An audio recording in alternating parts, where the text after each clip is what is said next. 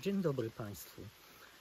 Tak myślę o rozwoju sztucznej inteligencji i gdzieś rok temu przyszła mi taka refleksja, że ze sztuczną inteligencją to jest trochę tak jak z rozwojem internetu. Czyli proszę zwrócić uwagę, na dzień dzisiejszy to nikt z Państwa, bez względu na to, czy urodził się już w dobie internetu, czy też jeszcze żył w tym świecie przedcyfrowym i dopiero gdzieś tam, podejrzewam, po roku 2000 zaczął to używać w sposób taki holistyczny, to proszę zwrócić uwagę, że dzisiaj nie wyobrażamy sobie egzystencji poza tym cyfrowym światem. Tak, ten smartfon, usługi cyfrowe, jesteśmy w tym zanurzeni. Jest to oczywista jakby nasze otoczenie i to nasze bycie wy. I dokładnie tak samo będzie ze sztuczną inteligencją, z rozwojem tych usług związanych ze sztuczną inteligencją. Ja mam ze sobą taki bardzo długi okres czasu sceptycyzmu, który wynika z różnych rzeczy związanych z moim życiorysem, moim jakby rozwojem w tym obszarze. I powiem Państwu tak, ostatnio od co najmniej roku silne używanie, zaproszenie sztucznej inteligencji do mojego życia i niezwykła, bym powiedział,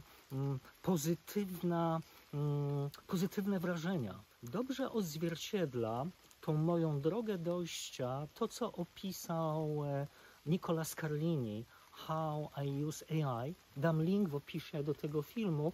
On jest, bym powiedział, bardzo przekonujący dla osób technicznych, programistów, ale dobrze pokazuje tą taką metamorfozę od bardzo silnego sceptycyzmu do takiego zaakceptowania. Tak ten świat nasz współczesny wygląda i trzeba jakoś w tym żyć, bo to tak jak dzisiaj używamy internetu, tak za kilka lat, a już nasze dzieci, wnuki, prawnuki będą w tym całkowicie zanurzone, no to my też musimy się w tym jakoś odnaleźć. Czyli jest pytanie, jak żyć, jak się przygotować do tej zmiany. I dla mnie wielka frajda, bo znalazłem książkę, która zrobiła na mnie olbrzymie wrażenia i de facto daje taką receptę.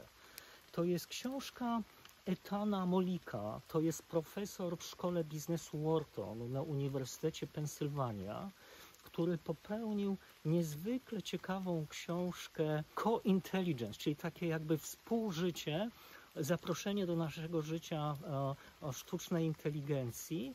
I to jest dobrze napisana, mądra książka. Podzielę się Państwu kilkoma refleksjami z tej książki i na koniec tego filmu też dam dwie rekomendacje, no to co robić. To, co mnie przekonało do tej książki jakby od pierwszych stron, to jest taka konstatacja Mollika, że sztuczna inteligencja i ta rewolucja to nie jest o tej potencjalnie wielkiej apokalipsie, jaka miałaby się wydarzyć i tą przejęciem kontroli przez sztuczną inteligencję nad ludzkością, bo ta dyskusja jakby przyćmiewa, zasłania to, co się faktycznie dzieje. I Mollik napisał tak, spójrzmy na to, co się faktycznie dzieje i jak to wpływa na nasze życie i jak jest rewolucyjne de facto, a nie bądźmy w jakiś, trochę takim świecie science fiction, martwieniem się o tym, co być może się wydarzy i dojdzie do tego jakiegoś magicznego punktu tej takiej totalnej zmiany, tak? To się nie dzieje, są olbrzymie, bym powiedział, dyskusje na ten temat i mi się podoba, że Mollik to jakby w pierwszym rozdziale w ogóle jakby wyszedł z tego klimatu. I potem podaje 3 bardzo ciekawe takie reguły, co robić. Jak sobie radzić w tym świecie sztucznej inteligencji, o czym my tu mówimy tak na marginesie w tle, o wielkich modelach językowych, tak? Czyli o tej rewolucji związanej z generatywną sztuczną inteligencją i przede wszystkim tym, co się objawiło w kontekście ChatGPT, tak? Czyli ta możliwość nawiązania komunikacji w języku naturalnym. I pierwsza taka rada Molika jest: zaproś sztuczną inteligencję do stołu. Co on przez to rozumie? Że, i to dokładnie jakby odzwierciedla to moje takie złe podejście na początku, bo moje podejście na początku było takie: aha, mamy tego czata GPT, oczywiście wielkie zauroczenie, jak on działa, ale jakby na wejściu, no to zobaczmy, gdzie on sobie nie radzi, gdzie ma problemy, jakie zagadki nie rozwiąże, w czym jest ewidentnie słaby. No to tak, to wiele osób ma takie podejście. Dobrze jest mieć taki sceptycyzm na początku i złapać też te granice możliwości tych systemów. Tak? Zresztą całe moje filmy na ten temat, na przykład o halucynacjach. Ale Molik mówi, ale podejdź do tego trochę inaczej. Daj szansę w kontekście codziennych problemów, zadań, jakie wykonujesz, i zobacz, jakie będziesz miał porady od tego systemu. Czyli jakby wprowadź go w codzienne swoje życie. Jeśli nie dowierzasz, to być może to jest nawet bardzo dobre podejście, ale zobacz, jak on rozwiązuje te codzienne twoje problemy, te zadania, przed jakimi stajesz. Bardzo rozsądne podejście. To jest dokładnie to, co ja zacząłem robić od nastu miesięcy.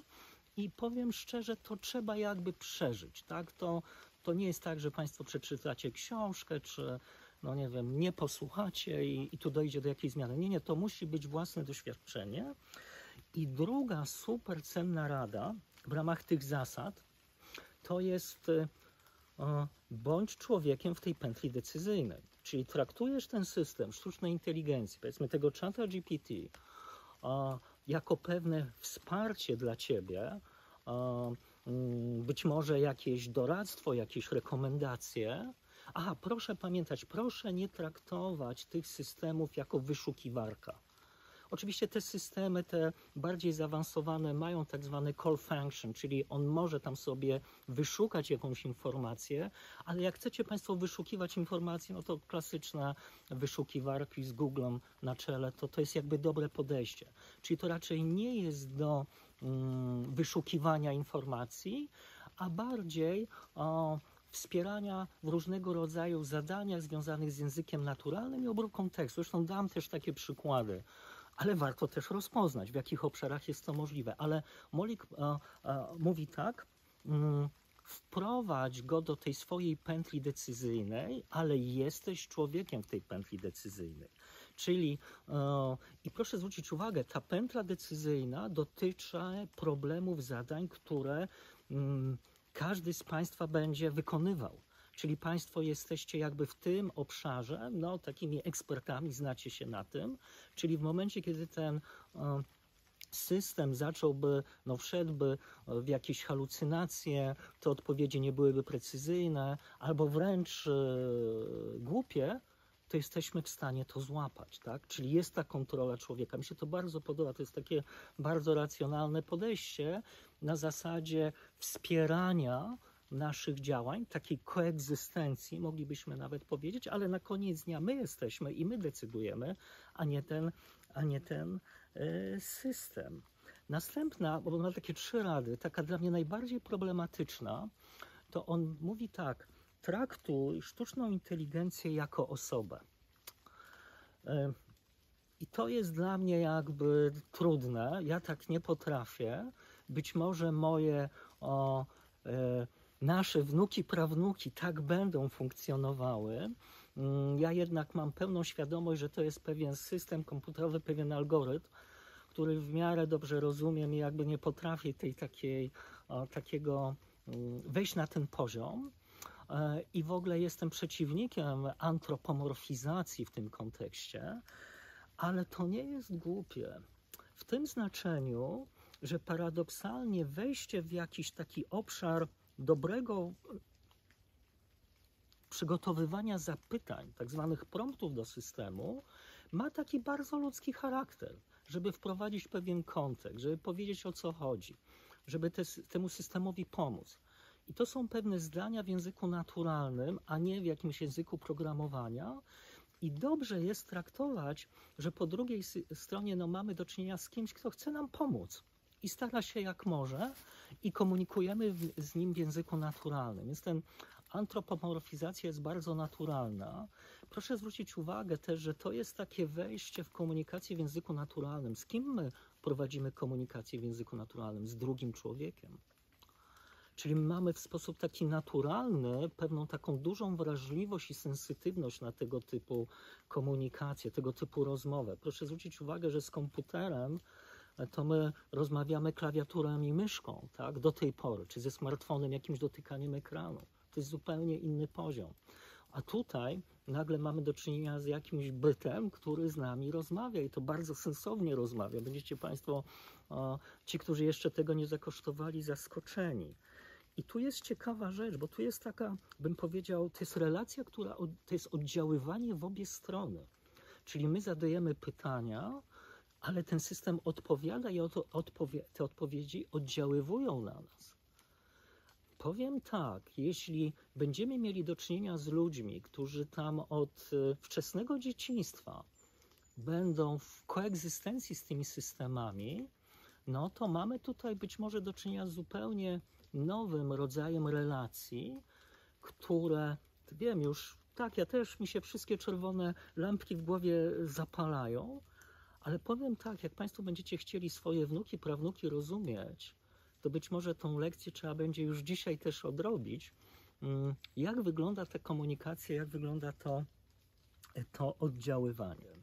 I po tych trzech takich radach, sugestiach, potem cała książka opisuje różnego rodzaju przykłady, jak tą koegzystencję w praktyce prowadzić.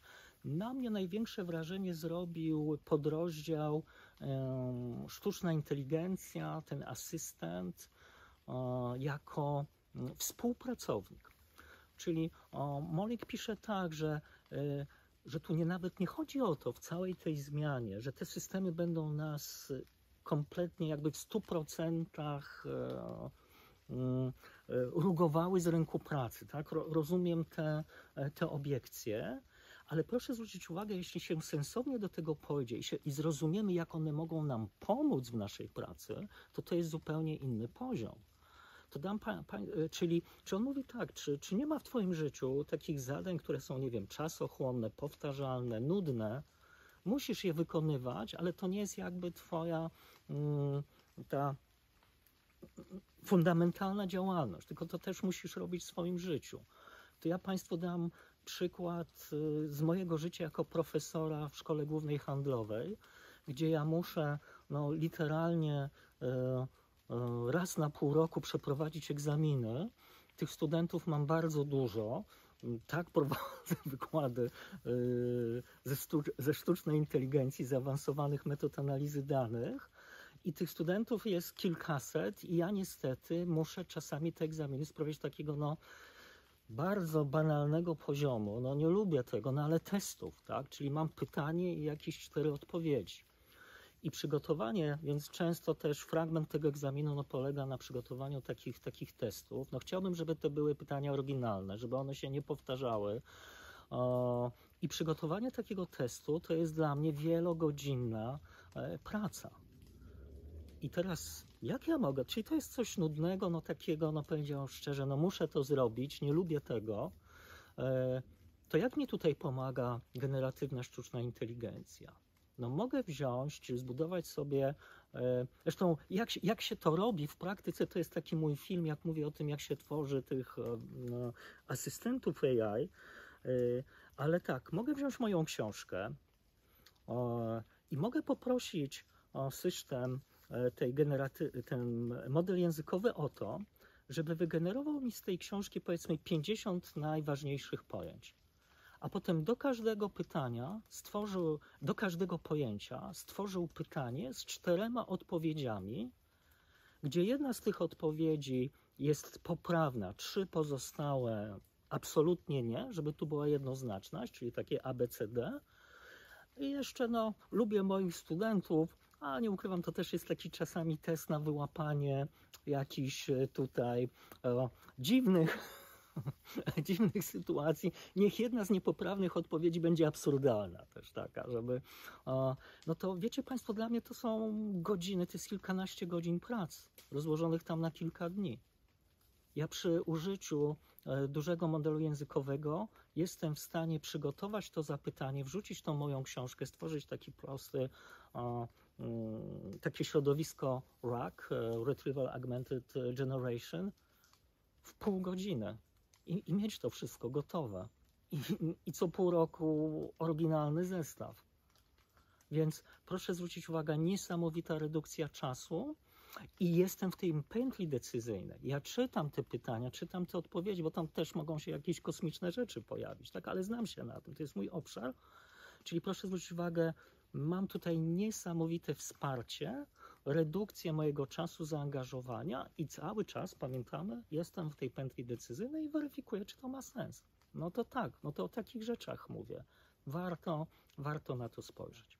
Tak na marginesie, ten system jest tak dobry w kontekście przygotowania tych pytań na podstawie kluczowych pojęć z moich książek, że ja też zauważyłem coś, co fantastycznie Molik opisuje w swojej książce i nazywa, że człowiek w pewnym momencie nabiera takiego zaufania, bo to jest tak dobre jakościowo, że on to nazwał takim efektem usypiania za kołem kierownicy, tak? Czyli prowadzimy ten samochód, jesteśmy w tej pętli decyzyjnej, tak? Na koniec dnia to my podejmujemy decyzję, gdzie jechać, a nie gdzieś ten system autonomiczny, ale on wspiera nas i czasami jest tak dobre, że my możemy jakby przytłumić naszą wrażliwość. Więc proszę na to uważać, bo u mnie ewidentnie to zauważyłem, że jakościowo te odpowiedzi były tak dobre, że ja w pewnym momencie jakby tracę taką przenikliwość sprawdzania, no bo tak dobre są te odpowiedzi, a tam się zdarzają czasami takie kwiatki, że było mi wstyd w ogóle przed studentami. Molik tą książkę kończy takimi 4 scenariuszami, co się może wydarzyć z tą sztuczną inteligencją. Pierwszy scenariusz jest taki, że w zasadzie możliwości generatywnej sztucznej inteligencji na tym poziomie, jak to widzimy obecnie z tą całym GPT, Lamą, Gemini, Cloudem z Anthropic AI, że to jest w zasadzie wszystko, co jest możliwe. Nie będzie tu wielkiej zmiany jakościowej. Drugi scenariusz będzie rozwój taki liniowy.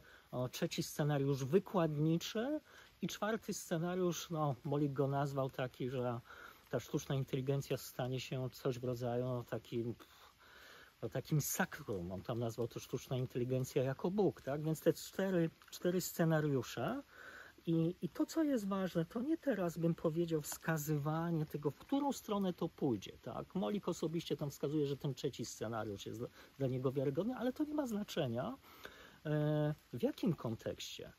Że jeśli rozważymy ten scenariusz pierwszy, który się dzieje tu i teraz, że nie nastąpi już jakaś radykalna zmiana, to powiem Państwu tak, to co już jest teraz jest rewolucyjne. Więc nawet w tym najbardziej pesymistycznym scenariuszu po prostu nawet nie warto, ale jeśli ktoś nie chce się jakby zatracić w tym współczesnym świecie, to trzeba w to wejść i to poznać i wyrobić sobie, jakby odnaleźć się w tym nowym świecie, w tym nowym internecie. To jest trochę tak, jakbym Państwu mówił o internecie w 90, powiedzmy, 3-4 roku. Ja pamiętam, jak mówiłem moim rodzicom, byłem jednym z pierwszych użytkowników internetu w Polsce i mówiłem o poczcie elektronicznej. To był, ja w ogóle nie byłem w stanie wytłumaczyć, co to jest poczta elektroniczna, jak to, jakieś listy przechodzą kablami, o co w ogóle chodzi, tak? Więc to jest trochę tak, jakbym to Państwu tłumaczył właśnie tak w połowie lat 90. w Polsce, jeszcze przed przeglądarkami, przed wyszukiwarkami, mniej więcej o co chodzi. A dzisiaj w ogóle nie ma dyskusji. To tak samo będzie z tym. Tak samo będzie z rozwojem sztucznej inteligencji. Więc co robić? Jeśli ktoś z Państwa jest na takim poziomie takiego dużego sceptycyzmu, i trzeba by zacząć, to bardzo polecam. Najłatwiejsza droga to jest zainstalowanie sobie tego czata GPT. On w wersji takiej publicznie dostępnej to jest tam chyba 3,5 cały czas i to jest bardzo dobre. i takie na co dzień odpytywanie go z różnych tematów, tylko uwaga, nie jakieś, no przepraszam za wyrażenie, głupie zagadki, czy tam podstawianie nogi, tylko wplecenie go w swoje życie, w swoje problemy, w swoje jakby tematy. Krok dalej, na przykład jakby ktoś chciał z Państwa zrobić to, co ja zrobiłem z tą moją książką, generowaniem pytań, to też ta bariera wejścia jest bardzo łatwa, czyli to jest bariera wejścia bez programowania, tak? Bez wejścia w jakiś Python, w jakieś tego typu zagadnienia. To jest tak zwana piaskownica, jaką OpenAI udostępniło. To się nazywa Playground.